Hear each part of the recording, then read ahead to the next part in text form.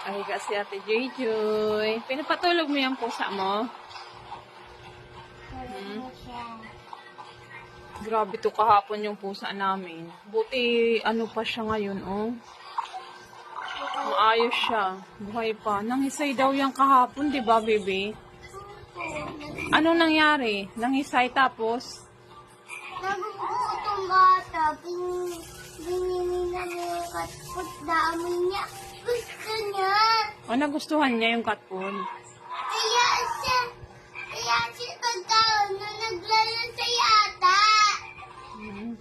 Di ba? Nangisay siya tapos umikot-ikot yung ulo niya. Nasa kabila na. Untog-untog niya. Inuntog-untog niya yung ulo niya. Wala, kawawa naman. Tapos nakaihi.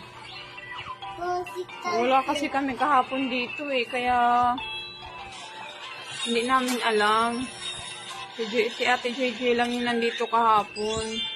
Nangisay, tapos habang nangingisay, tulog daw yun. Tapos habang tulog, ano yun muna, bebe? Maingay. Tapos habang tulog, bigla na lang nangisay, di ba?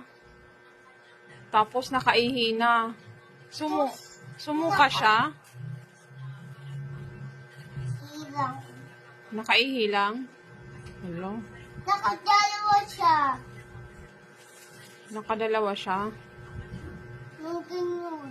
Hello? 2 beses. Kawawa naman. Ano? Ako tsaka si Huwag mo lang anuhin, maingay. Anong ginawa mo? Nung ano?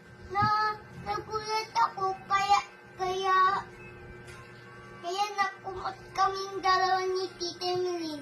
Sabi ko kay Tita Emily, siya, lalaki. Hello? Kawawa naman. Buti ngayon okay na ano. Kumain na siya ng cat food. Yung katpit